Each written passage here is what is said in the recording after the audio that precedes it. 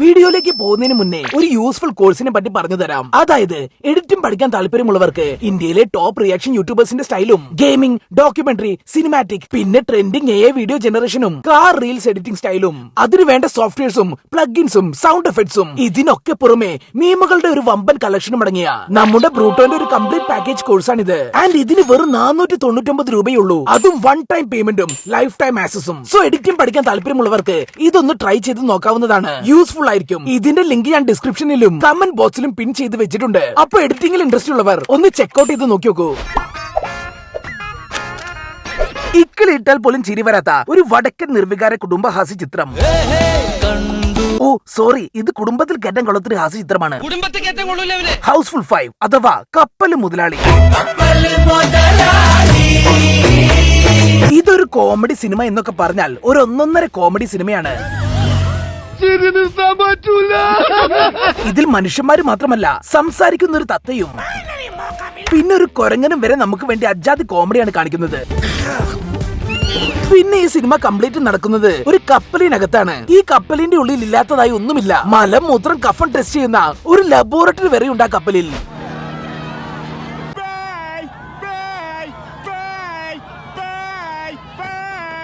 അപ്പൊ പടം തുടങ്ങുമ്പോൾ തന്നെ ഒരു വലിയ കപ്പല് മുതലാളി ചാവം കിടക്കുന്നത് വളരെ ഹാസ്യ രൂപേണ കാണിച്ചുകൊണ്ടാണ്. അതായത് ആദ്യം തന്നെ അങ്ങേരൊന്ന് ചാവും. അത് കണ്ടത് മൂപ്പരുടെ മക്കൾ എല്ലാവരും വിഷമിച്ച് കൂട്ടം കൂടി നിന്ന് കരഞ്ഞ് അങ്ങേരുടെ ഫോട്ടോയിൽ മാലയൊക്കെ ഇട്ട് കൊടുത്തിരിക്കുകയാവും. അപ്പൊ അതാ പെട്ടെന്ന് അങ്ങനെ ഉയർത്തെഴുന്നേൽക്കുന്നു. അത് കണ്ടതും എല്ലാവരും സന്തോഷിച്ച് ആ ഫോട്ടോയിലെ മാലയൊക്കെ ഊരി വെച്ചിരിക്കുമ്പോഴാണ് അങ്ങേര് പിന്നെയും പടമാവുന്നത്. അപ്പൊ പിന്നെയും എല്ലാവരും വിഷമിച്ച് കരഞ്ഞ് ഫോട്ടോയിൽ മാലയൊക്കെ ഇട്ടിരിക്കും. ഉടനെ തന്നെ കിളവൻ പിന്നെയും ഉയർത്തെഴുന്നേൽക്കും. ഈ ചാവലും ഉയർത്തെഴുന്നേൽക്കലും റിപ്പീറ്റ് അടിച്ച് കോമഡിയാണെന്നും പറഞ്ഞ് ഒരു 3-4 പ്രാവശ്യം ഇങ്ങനെ കാണിക്കും. അങ്ങനെ ഇതൊക്കെ കണ്ട് ചിരിച്ച് നമ്മുടെ കവിള് 2 കോടി പിടിച്ചിരിക്കുമ്പോഴാണ് അത് സംഭവിക്കുന്നത്. യെസ് ഗൈസ്, ആ കപ്പല് മുതലാളി ശരിക്കും മയ്യത്താവും. അതോടുകൂടി അങ്ങയുടെ സ്വത്തുക്കൾ മൊത്തം വീതം വെക്കാൻ നിൽക്കുകയാവും. ആ സമയത്താണ് ഒരു ട്വിസ്റ്റുമായ കപ്പല് മുതലാളിയുടെ വക്കീൽ അങ്ങോട്ട് വരുന്നത്. ഈ വക്കീലിനെ പറ്റി പറയുകയാണെങ്കിൽ ഇവര് വൻ കോമഡിയാണ്. ഇവർ ഇരുന്നാൽ കോമഡി കണ്ടു ഞാൻ ഇവര് കുനിഞ്ഞാൽ കോമഡി. എന്തിന് ഒന്ന് കൈ പൊക്കിയാൽ വരെ കോമഡിയാണ്. സോ ഗൈസ്, അങ്ങനെ ഈ വക്കീല് വന്ന് ആ തട്ടിപ്പോയ കിളവന്റെ ഒരു ഹോളോഗ്രാം കത്തിച്ചുകൊണ്ട് പറയും, ദാ ഈ തട്ടിപ്പോയ തന്തപ്പിടിയില്ലേ, ആള് ചില്ലറക്കാരനൊന്നുമല്ല. അങ്ങേർക്ക് അങ്ങ് മൂകാംബികയില് വേറെ ഒരു ഭാര്യ ഉണ്ടെന്നും അതിൽ അങ്ങേർക്ക് ഒരു മോനുണ്ടെന്നും പറയും. ആ മോന്റെ പേരാണ് ജോളി. ആൻഡ് അവൻ ഇങ്ങോട്ടേക്ക് വരും. എന്നിട്ട് അവനും കൂടി സ്വത്തിന്റെ ഒരു ഭാഗം കൊടുക്കണമെന്നും പറയും.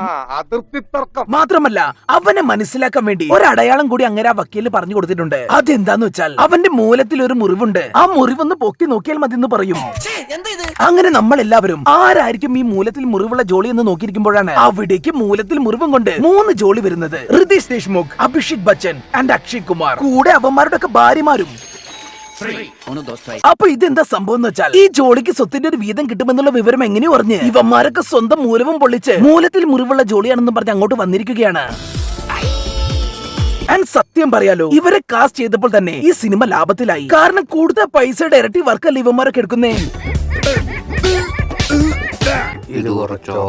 പിന്നെ ഇതിൽ ഇവന്മാരുടെ ഒക്കെ നായകന്മാരെ പറ്റി പറയുകയാണെങ്കിൽ വളരെ പ്രാധാന്യമുള്ള റോളുകളാണ് ഇവർക്ക്. അതായത് വുമൺ എംപവറിംഗിന്റെ ഈ കാലത്ത് ആരെയും ഭീഷണിപ്പെടുത്തിയാൽ ഉടനെ സ്വന്തം തുണി അഴിച്ച് നന്ന കൂടെ നിദ്ര വെക്കും എന്ന് പറയുന്ന അത്രയും പവർഫുൾ ക്യാരക്ടേഴ്സ്.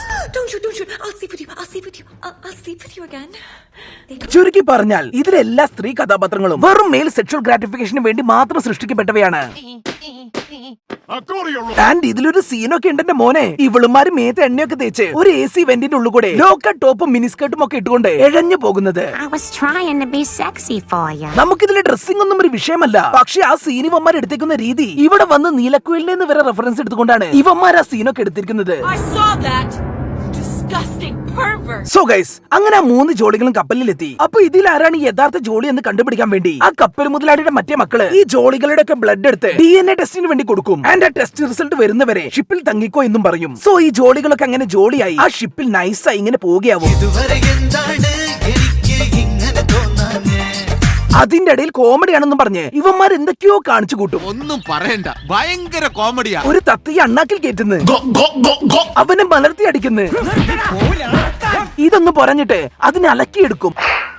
പിന്നെ ഒരുത്തന്റെ നേരെ തോക്കി ചൂണ്ടിയതും അവൻ ഫ്രീസ് ഫ്രീസ് എന്ന് പറഞ്ഞതും ഇവന്മാരൊക്കെ കൂടി അവനെ ഫ്രിഡ്ജിൽ കയറ്റി ഫ്രീസ് ആക്കും. പിന്നെ അവനെ ഫ്രിഡ്ജിൽ നിന്നിറക്കി ഒന്ന് ഉരുക്കി എടുക്കാൻ വേണ്ടി ദോശക്കല്ലിന്റെ മേലെ കയറ്റി വെക്കും. പിന്നെ ആ കപ്പലിൽ ഒരു ബൈക്ക് എടുത്ത് ഓടിച്ച് ഒരു പെണ്ണിനെ ചുമരിൽ ആണി അടിച്ച പോലെ അടിച്ചു കയറ്റും. അങ്ങനെ എന്തൊക്കെയോ കോമഡികളാണ്.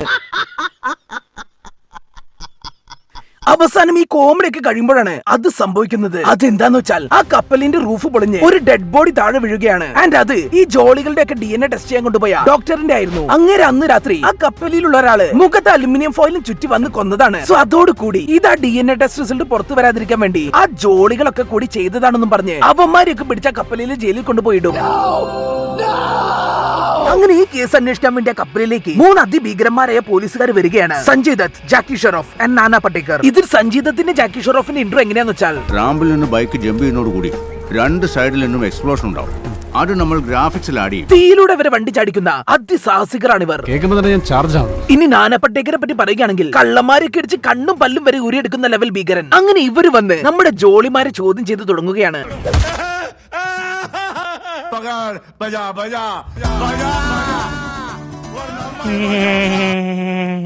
അപ്പൊ ഇവിടെ കുറച്ച് കോമഡികൾ വേണമല്ലോ. പക്ഷെ കയ്യിലുള്ള കോമഡി ഒക്കെ ആണെങ്കിൽ ഫസ്റ്റ് ഹാഫിൽ മൊത്തം പറഞ്ഞു തിരിയും ചെയ്ത് അപ്പൊ എത്ര ആലോചിച്ചിട്ടും ഒരു കോമഡി കിട്ടാഞ്ഞിട്ട് ഭായിമാര് ചൂണ്ടാൻ തുടങ്ങുകയാണ്.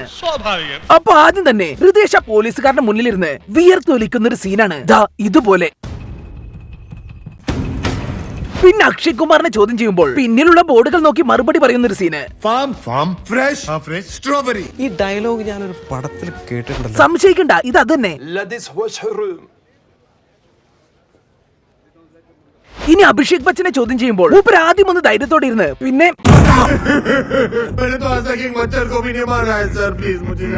യെസ് ഗൈസ് അതന്നെ അങ്ങനെ വരട്ടെ, അതാണ് ഞാൻ നോക്കുന്നത്. എവിടെയോ കണ്ട പരിചയം. അവസാനം ഈ ചോദ്യം ചെയ്യലൊക്കെ കഴിഞ്ഞതും അവർക്ക് മനസ്സിലാവുകയാണ് ഈ മണ്ടന്മാരൊന്നുമല്ല കില്ലർ, യഥാർത്ഥ കില്ലറെ ഇനി കണ്ടുപിടിക്കണമെന്ന്. അങ്ങനെ ഈ ജോളിമാരെ എല്ലാം ജയിലിൽ നിന്ന് പുറത്തിറക്കുകയാണ്. അങ്ങനെ ആ സന്തോഷത്തിൽ ഇവരെല്ലാവരും ഡാൻസ് കളിച്ചുകൊണ്ടിരിക്കുകയാവും.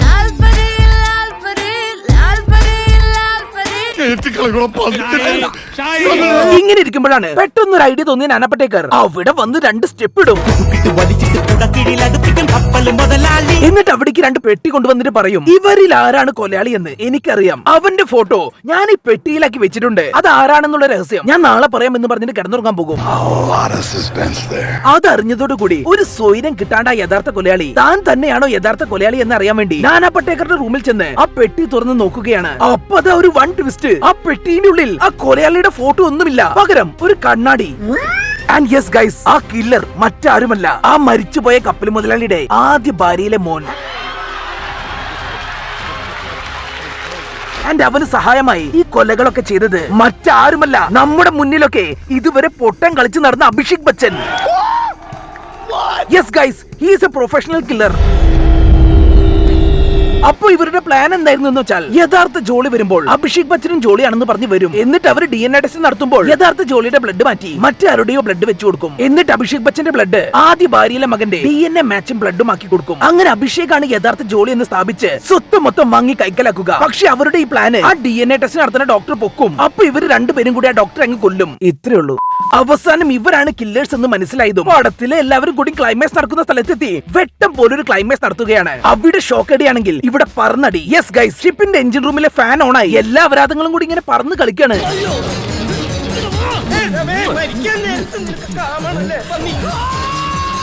ലാസ്റ്റ് ഇതൊന്നും കണ്ട് സഹിക്കാൻ വയ്യാത്ത ഒരാൾ വന്ന് ആ ഫാൻ ഓഫ് ആക്കുകയാണ്. അത് മറ്റാരുമല്ല, അവനാണ് യഥാർത്ഥ ജോളി.